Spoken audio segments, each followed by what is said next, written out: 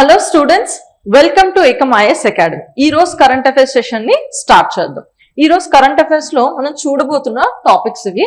UNGA political declaration on HIV or AIDS, gene silencing and nano medicine, E0 FIRs, world gold council, UPI linkage with Nepal, జూనో Yamuna river. So first topic లోకి వెళ్తే మనం UNGA political declaration on HIV or AIDS మాట. So ఈ news context ఏంటంటే, united nation general assembly adopted a new political declaration on HIV or AIDS to end the epidemic as a public health threat by 2030. So ఒక declaration pass చేసింది ముఖ్యంగా AIDS disease గురించి. So ఈ particular declaration ప్రకారం ఈ HIV అన్నది ఒక public threat గా ఎండ్ అవ్వాలి బై 2030 అని చెప్పి ఈ డిక్లరేషన్ ముఖ్య ఉద్దేశం అన్నమాట. సో ముఖ్యంగా మనం ఈ డిక్లరేషన్ సంబంధించి ఒక టార్గెట్స్ ఉందన్నమాట. దానికి ఒక ఎలా దాన్ని పబ్లిక్ హెల్త్ గా దాన్ని ఒక థ్రెట్ గా కాకుండా చూడడానికి ఒక స్ట్రాటజీ ఉంది. ఆ స్ట్రాటజీ గురించి మనం ఎగ్జామ్ డైమెన్షన్ లో తెలుసుకోవాల్సి ఉంది మనం. ఓకే, సో ఫస్ట్ మనకి ఈ HIV అంటే, HIV అన్నది మనం హ్యూమన్ ఇమ్యూనో డెఫిషియన్సీ వైరస్ అంటారు. ఇది ఒక వైరస్ వల్ల వస్తున్న డిసీజ్ మాట, వైరస్ డిసీజ్ మాట. ఓకే, అండ్ అలాగే ఈ వైరస్ డిసీజ్ దేన్ని ఇంపాక్ట్ చేస్తుంది? హ్యూమన్ ఇమ్యూన్ సిస్టమ్ ని ఇంపాక్ట్ చేస్తుంది అన్నమాట. సో హ్యూమన్ ఇమ్యూన్ సిస్టమ్ ని ఈ వైరస్ ఇన్ఫెక్ట్ చేయగా, సో స్లోగా విత్ టైం ఇది ఎయిడ్స్ అనే డిసీజ్ గా మనకి కన్వర్ట్ అవుతుంది అన్నమాట. సో దీనివల్ల ఏంటంటే ఇమ్యూనిటీ అంతా వీక్ అయిపోయి మనకి లైక్ వివిధ రకమైన డిసీజెస్ వచ్చేస్తాయి అన్నమాట. సో దీనికి క్యూర్ అంటూ ఏమి ఉండదు. జస్ట్ ఏంటంటే ఒక్కసారి ఎయిడ్స్ వచ్చిన తర్వాత ఆ వైరల్ లోడ్ తగ్గించుకోవడానికి ఇమ్యూనోథెరపీ చేయించుకుంటారు అన్నమాట. Okay, next about the declaration. So ఈ స్ట్రాటజీ అని చెప్పాను కదా, ఈ స్ట్రాటజీ ఏంటో చూద్దాం. 95 టార్గెట్స్ అన్నమాట. ఏంటి 95? So it aims for 95% of people to know about the status, 95% to access treatment, and 95% to achieve viral suppression by 2030. So అంటే ఏంటంటే 95% పీపుల్ ఎవరికి ఎయిడ్స్ ఉందో వాళ్ళకి ఏంటంటే 95% ఆఫ్ పీపుల్ కి వాళ్ళకి ఆ డిసీజ్ ఉంది అని చెప్పి వాళ్ళకి తెలియాలి. అలాగే అండ్ 95% ఆఫ్ ద పీపుల్ కి ఎయిడ్స్ డిసీజ్ ఉన్న వాళ్ళకి ఆ పర్టికులర్ ట్రీట్మెంట్ యాక్సెస్ ఉండాలి. అండ్ అలాగే మనకి 95% ఏంటంటే ట్రీట్మెంట్ తీసుకుంటున్న వాళ్ళలో 95% కి ఆ పర్టికులర్ ట్రీట్మెంట్ వల్ల ఆ వైరల్ సప్రెషన్ అంతా ఉండాలి. ఇది ఎప్పటికల్లా అచీవ్ చేయాలి? 2030 కల్లా అచీవ్ చేయాలని దీని ఎయిమ్ మాట. Okay, system integration, main stream comprehensive HIV services into universal health coverage and primary care systems globally. So ఇదేంటంటే మనం ఈ పర్టికులర్ HIV క్యూర్ అన్నది యాక్సెసిబుల్ చేయాలి అంటే మనకి నార్మల్ పబ్లిక్ హెల్త్ ఫెసిలిటీస్ ఎలా ఉంటాయో అందులో దీన్ని ఇంటిగ్రేట్ చేయాలని, యూనివర్సల్ హెల్త్ కవరేజ్ లో ఇంటిగ్రేట్ చేయాలని చెప్పి అనుకుంటున్నారు అన్నమాట. Targeted elimination. So targeted elimination కూడా ఒక మాడ్యూల్. ఎలా అంటే ప్రయారిటైజెస్ హాల్టింగ్ వర్టికల్ ట్రాన్స్మిషన్ అంటే మదర్ టు చైల్డ్ ట్రాన్స్మిషన్ ని ఆపరేటట్టు మెషర్స్ తీసుకోవడం. అలాగే ending paediatric AIDS. Okay, so చిన్నప్పుడే మదర్ వల్ల మన పిల్లలకి ఎయిడ్స్ వస్తే వాళ్ళని ట్రీట్ చేయడానికి కావాల్సిన మెషర్స్ అవన్నీ తీసుకురావాలి. And dismantling structural stigma, discrimination and inequalities. So general గా మనకి సొసైటీ ఎయిడ్స్ ఎవరికైనా ఉంది అని తెలిస్తే ఏమవుతుందంటే చాలా మంది ట్రీట్మెంట్ అందుకే తీసుకోరు, ఎందుకంటే వాళ్ళని స్టిగ్మటైజ్ చేస్తారు. అలాగే వాళ్ళకి బేసిక్ ఫెసిలిటీస్ అయిన ఇల్లు రెంట్స్ ఇవ్వడానికి, అలాగే వాళ్ళకి ఏంటంటే జాబ్స్ ఇవ్వడానికి నిరాకరిస్తారు అన్నమాట. సో ఇలాంటి వాటిని కూడా మనం టార్గెట్ చేసి వాటి సొసైటీలోని ఎన్లైటన్మెంట్ తీసుకురావాలని చెప్పి దీని ముఖ్య ఉద్దేశం అన్నమాట. Gene silencing and nano medicine. So ఇది మనకి న్యూస్ లో ఉంది. Researchers have developed a targeted gene silencing nanomedicine that can effectively inhibit breast cancer tumors. So ముఖ్యంగా మనకి నానో మెడిసిన్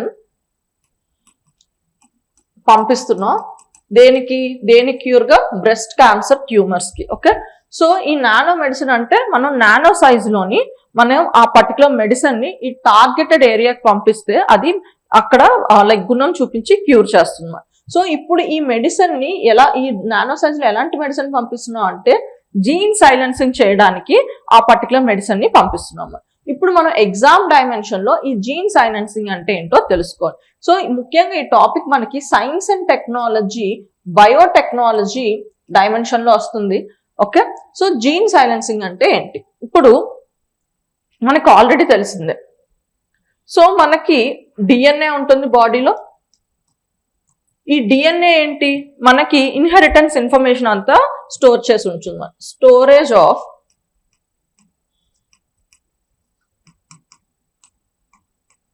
ఇన్హెరిటెన్స్ ఇన్ఫర్మేషన్ అంటే మదర్ నుంచి చైల్డ్ కి, ఫాదర్ నుంచి చైల్డ్ కి వచ్చే ఇన్హెరిటెన్స్ ఉంటాయి కదా, గుణాలు లేకపోతే ట్రేట్స్, ఇవన్నీ.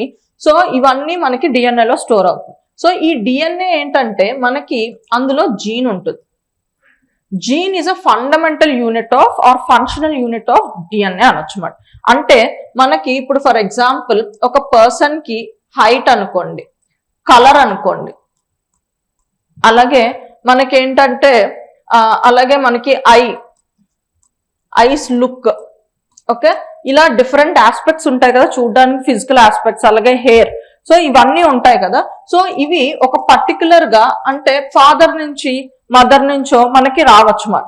సో ఇవి ఎలా వస్తున్నాయి అని చెప్పంటే ఆ జీన్స్ ఎక్స్ప్రెస్ అవ్వడం వల్ల మనకి ఆ ట్రేట్ అన్నది కనిపిస్తుంది. ట్రేట్ అంటే మనకి కనిపిస్తున్న ఏదైనా ఫిజికల్ ఆస్పెక్ట్ మాట. సో ఇప్పుడు for example long hair or curly hair ఉందనుకోండి. సో మీ మదర్ కి ఆ కర్లీ హెయిర్ ఉంటే మీ మదర్ జీన్ వల్ల, ఆ జీన్ మీకు పాస్ అవడం వల్ల మీకు వచ్చింది మాట. సో జీన్ అంటే ఏంటి, one functional unit of DNA.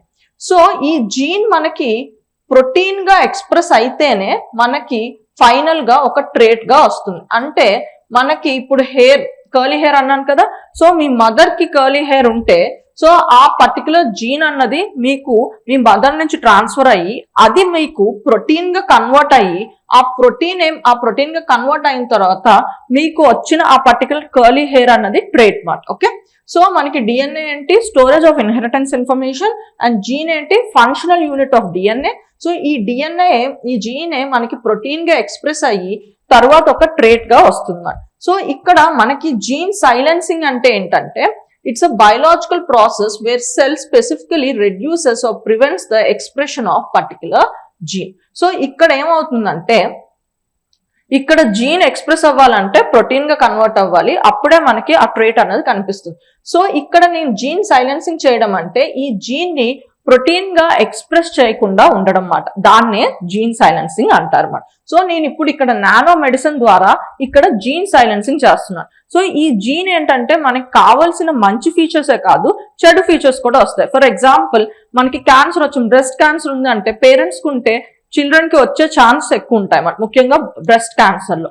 So ఇక్కడ ఏంటంటే ఆ జీన్ ఆ మదర్ నుంచి ఆ పర్టికులర్ డాటర్ కి వచ్చి ఉండొచ్చు. సో ఇక్కడ ఏం చేస్తున్నాం అంటే ఆ జీన్ ని ఎక్స్ప్రెస్ చేయకుండా ఉంటే ఆ పర్టికులర్ పాపకో లేకపోతే ఆమెకో ఆ పర్టికులర్ బ్రెస్ట్ క్యాన్సర్ రాకుండా ఉంటుంది అన్నమాట. సో ఈ జీన్ ని మనం ఎక్స్ప్రెస్ చేయకుండా అంటే ప్రోటీన్ గా కన్వర్ట్ చేయకుండా ఉంటే దాన్నే మనం జీన్ సైలెన్సింగ్ అంటారు. సో ఇప్పుడు మనం ఈ నానో మెడిసిన్ ద్వారా ఏంటంటే జీన్ సైలెన్సింగ్ చేయడానికి మనం మెడిసిన్ ఇస్తున్నాం ఆ బ్రెస్ట్ క్యాన్సర్ దగ్గర. సో దానివల్ల ఏంటంటే అక్కడికి వెళ్ళి సో అక్కడ ఆ పర్టికులర్ జీన్ ప్రోటీన్ గా కన్వర్ట్ అవ్వదు, అప్పుడు ఆమెకి ట్యూమర్, బ్రెస్ట్ ట్యూమర్ అయినా బ్రెస్ట్ క్యాన్సర్ అయినా రాకుండా ఉంటుంది మరి. Okay, this mechanism functions by intercepting the genetic instructions encoded in DNA, thereby stopping the production of the corresponding protein. So ఇప్పుడు డిఎన్ఏ అంటే మనకి కలెక్షన్ ఆఫ్ మెనీ జీన్స్ మాట. So ఇప్పుడు ఈ ఏదో ఒక పర్టికులర్ జీన్ వల్ల, సంథింగ్ లైక్ జీన్ 10 వల్ల మనకి డిఎన్ఏలో చాలా జీన్స్ ఉన్నాయి. జీన్ 1, జీన్ 2 అలా చాలా జీన్స్ ఉన్నాయి. సో ఒక్కొక్క జీన్ కి ఒక్కొక్క పర్టికులర్ ట్రేట్ ఉంటుంది. ఒకటి ఏంటంటే హైట్ ఉంటుంది, ఒకటేంచి కలర్ ఉంటుంది, ఒకటేంచి హెయిర్ టెక్స్చర్ ఉంటుంది, ఇలా లేకపోతే లైక్ మనకి ఐబాల్ ఐ షేప్ ఒకటి ఉంటుంది, అలాగే ఐ కలర్ ఒకటి ఉంటుంది. ఇలా మనకి ఏంటంటే బ్రెస్ట్ క్యాన్సర్ కి సంబంధించిన కూడా జీన్ ఉంది అనుకోండి, ఉదాహరణకు అది జీన్ 10 అనుకోండి. సో ఈ జీన్ ని నేను ఎక్స్ప్రెస్ చేయకుండా చూడాలన్నమాట. సో నేను జీన్ సైలెన్సింగ్ చేయాలంటే ఎంటైర్ డిఎన్ఏ నేను ఎనాలిసిస్ చేసుకొని ఏ జీన్ వల్ల అది నాకు లైక్ బ్రెస్ట్ క్యాన్సర్ వస్తుందో దాన్ని ఐడెంటిఫై చేసి దాన్ని నేను సైలెన్సింగ్ చేయాలన్నమాట. అదే ఈ పర్టికులర్ స్టేట్మెంట్ చెప్తుంది. This mechanism functions by intercepting the genetic instructions encoded in DNA, thereby stopping the production of the corresponding protein. It is a natural form of cellular regulation used by organisms to manage their internal functions. Okay, so ఇప్పుడు nano medicine గురించి చూద్దాం. It is an application of nanotechnology in the medicine where nanoparticles typically 1 to 100 nanometers in size. Okay. So మనకి ఈ nano particle ఎప్పుడు అంటాం 1 to 100 nanometres అంటే 10⁹ metres మాట. So ఇలాంటి పార్టికల్స్ మనం నానోమీటర్స్ అంటాం, చాలా చిన్నగా. సో ఇలాంటి పార్టికల్స్ ద్వారా మనం ఈ మెడిసిన్ ని పంపిస్తే దాన్ని నానో మెడిసిన్ అంటాం అన్నమాట. సో దీని అప్లికేషన్స్ ఏంటి? డయాగ్నోస్ చేయడానికి, మానిటర్ చేయడానికి, ప్రివెంట్ చేయడానికి, ట్రీట్ డిసీజెస్. సో ముఖ్యంగా మనకి టార్గెట్ డెలివరీ మెడిసిన్ అని చెప్పి అంటాం. అంటే ఓన్లీ ఎక్కడ ట్యూమర్ ఉందో, ఇప్పుడు క్యాన్సర్ ఉంది అనుకోండి, ఎక్కడ ట్యూమర్ ఉందో అక్కడికే వెళ్ళి మెడిసిన్ ని వెళ్ళి డెలివర్ చేయాలి, అక్కడే అది ట్రీట్మెంట్ ఇస్తుంది. సో అలాంటప్పుడు మనం టార్గెటెడ్ గా పంపించాలి, అప్పుడు మనం ఈ నానో మెడిసిన్స్ ని యూజ్ చేయడం జరుగుతుంది అన్నమాట. Okay, with improved precision, reducing side effects. So target drug delivery వల్ల మనం సైడ్ ఎఫెక్ట్స్ ని రెడ్యూస్ చేయొచ్చు. సో దానికే మనం నానో మెడిసిన్స్ ని యూజ్ చేయడం జరుగుతుంది. E0 FIR. సో ఎందుకు ఇది న్యూస్ లో ఉంది? PM chaired the 52nd Pragati meeting urging states to implement E0 FIRs in cyber crime cases. So Pragati. So first మనకి ఈ ప్రగతి ఇనిషియేటివ్ అంటే ఏంటో చూద్దాం. ప్రగతి అంటే proactive governance and timely implementation అన్నమాట. సో మీరు నాకు ఇది ఏ మినిస్ట్రీ కింద వస్తుందో ఇది ఏ మినిస్ట్రీ కింద వస్తుందో నాకు కామెంట్ సెక్షన్ లో చెప్పండి. A digital governance platform launched in 2015 to enable Prime Minister to monitor and expedite major government projects, programs and the public grievance redressal in real time. So ఇది ఎందుకు వచ్చింది? ఈ ప్రగతి ఇనిషియేటివ్ ఏంటంటే మనకి 2015లో వచ్చింది.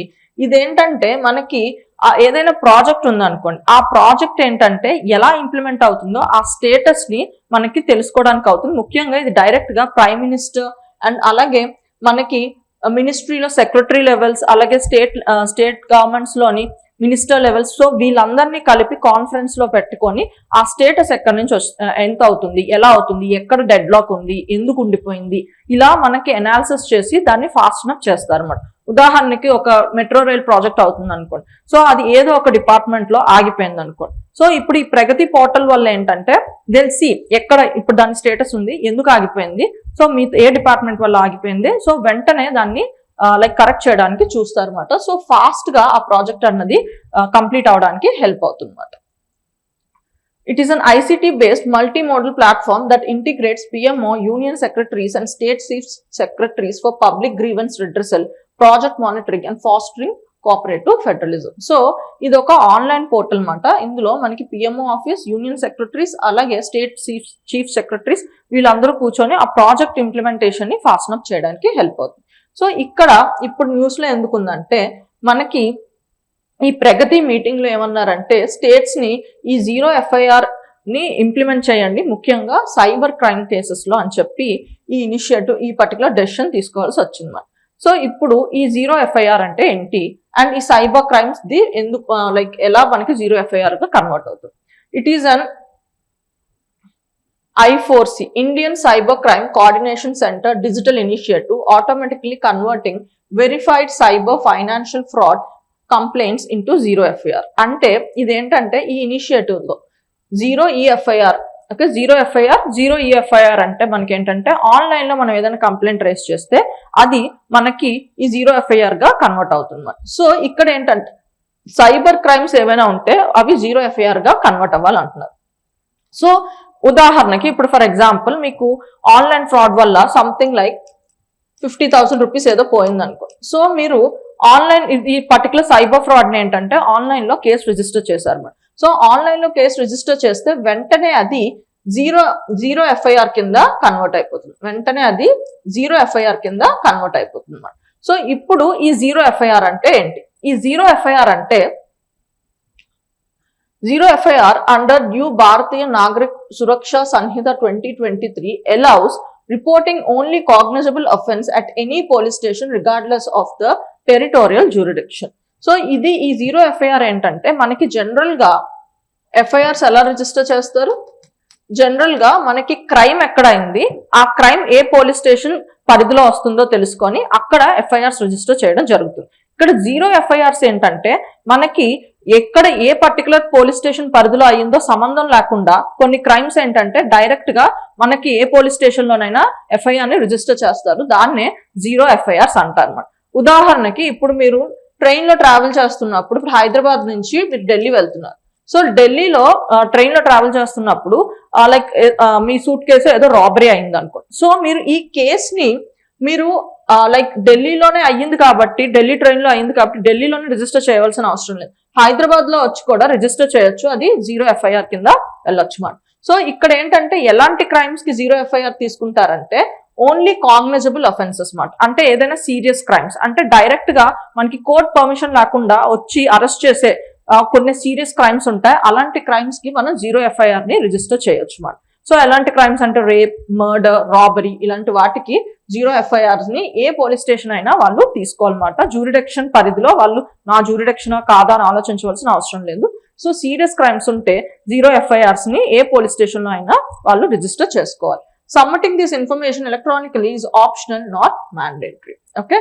Additionally, the officer in charge may, with prior permission from an officer not below the rank of Deputy Superintendent of Police, conduct preliminary inquiry or proceed with the investigation. So, ఒక్కసారి మనకి 0 FIR register అయిన తర్వాత మనకి DSP permission తోని ఎవరైనా police officer ఈ particular కేసుని like వాళ్ళు ఇన్వెస్టిగేట్ చేయడం స్టార్ట్ చేయొచ్చు. World gold council. సో ఇది మనకి న్యూస్ లో ఉంది. World gold council surveys indicates central banks would increase gold reserves over next 12 years. So మనకి ఫారెక్స్ రిజర్వ్స్ ఉంటాయి కదా, సెంట్రల్ బ్యాంక్స్ మెయింటైన్ చేస్తాయి కదా మనకి ఇంపోర్ట్ ఎక్స్పోర్ట్స్ లైక్ ఇంపోర్ట్స్ చేసుకోవడానికి ఫారెక్స్ రిజర్వ్స్ ని కవర్ లా ఉంచుకుంటుంది. ఓకే. సో ఈ ఫారెక్స్ రిజర్వ్ లో జనరల్ గా మనకి ఫారెన్ కరెన్సీస్,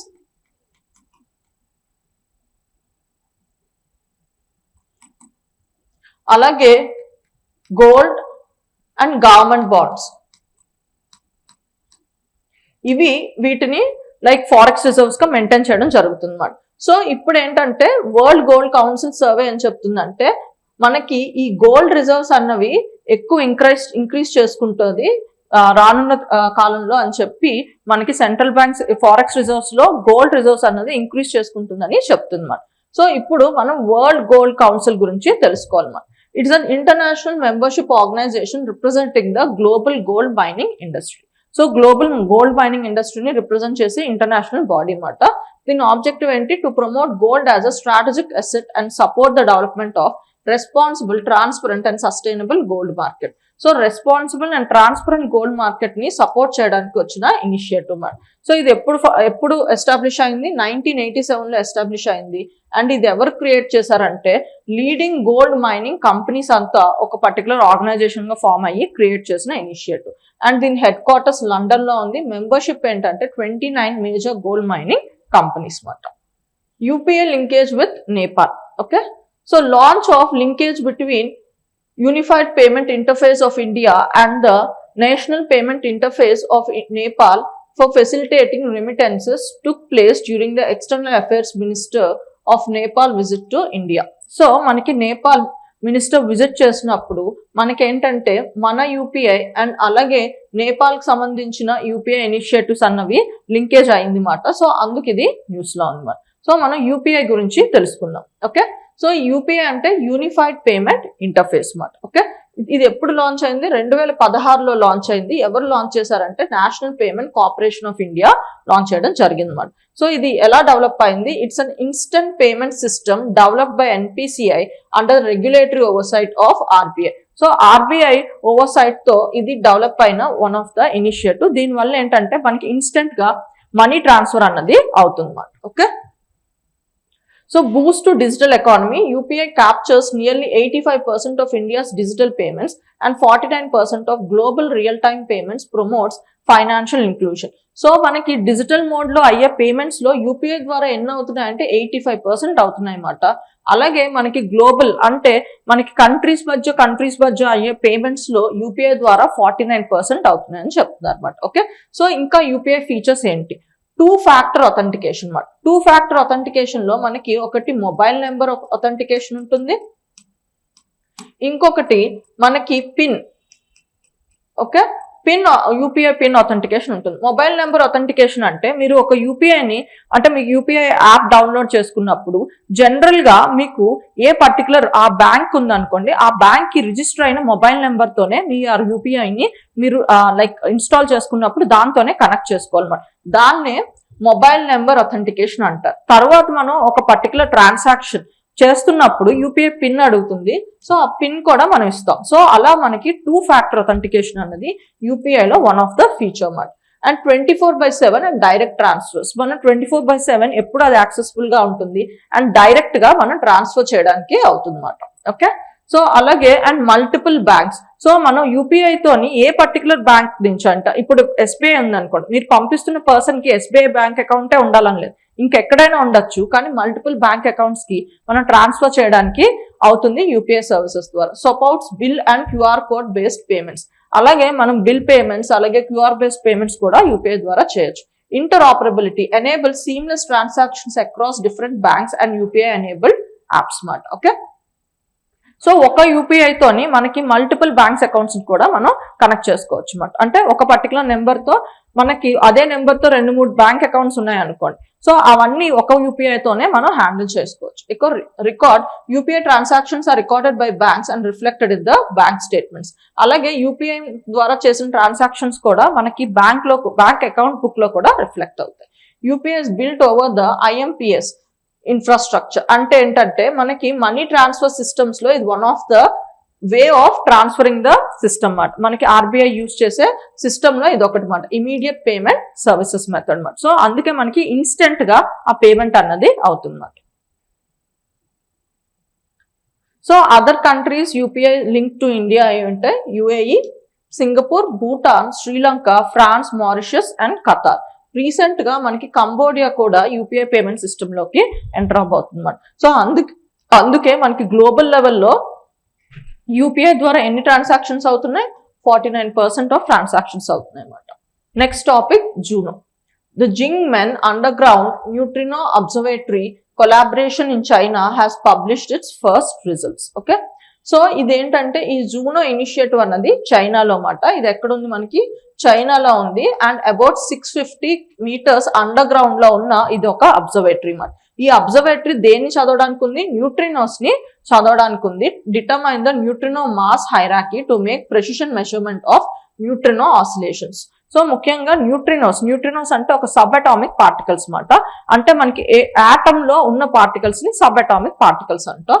సో అందులో న్యూట్రినోస్ ని చదవడానికి ముఖ్యంగా వాటి ఆసిలేషన్స్ అండ్ మాస్ హైరాకీ గురించి చదవడానికి ఉన్న ఒక అబ్జర్వేటరీ మాట. Okay, neutrinos are fundamental subatomic particles with almost no mass and no electric charge. So మనకి ఎలక్ట్రాన్, ప్రోటాన్, న్యూట్రాన్ ఎలాగో ఇవి న్యూట్రియాన్స్ మాట.